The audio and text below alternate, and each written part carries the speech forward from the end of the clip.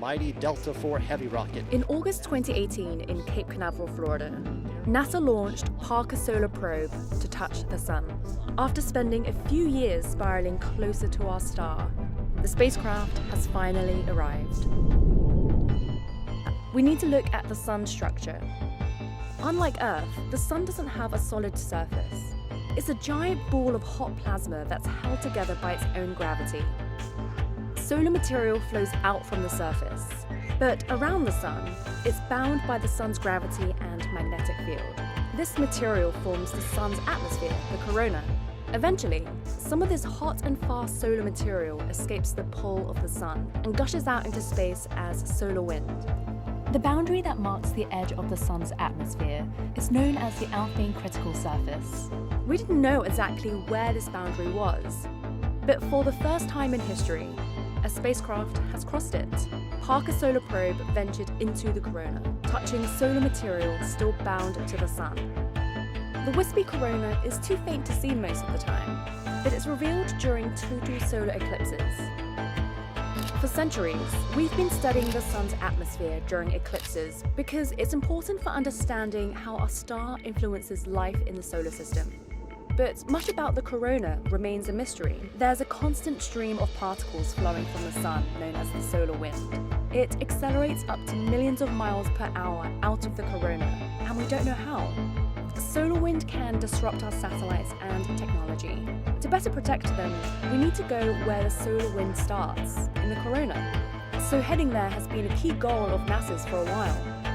We first proposed the idea of sending a spacecraft to the sun in 1958. We didn't have the technology to withstand the journey until the 2000s. Since its launch in 2018, Parker has been heading towards our star. Then, in April 2021, during Parker's 8th orbit around the Sun, the spacecraft was around 20 solar radii, or 8 million miles from the Sun's surface, when it crossed into the corona. This is a huge milestone. As Parker entered the corona, its whisper instrument took these images. Streams of plasma surrounded the spacecraft, and Parker's other instruments detected that the magnetic conditions had changed. Outside the corona, solar wind gushes out, pushing solar material away at high speeds so that it can't return back to the sun's surface. Inside the corona, the sun's magnetic field becomes much stronger. Solar material is slower and tethered to the sun. Instead of a smooth divide, Parker found that the boundary between these two sides is wrinkly.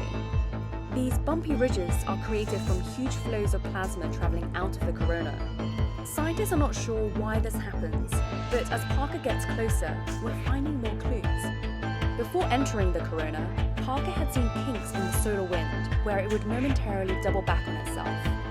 Scientists called these features in the solar wind switchbacks, but no one knew how or where they formed.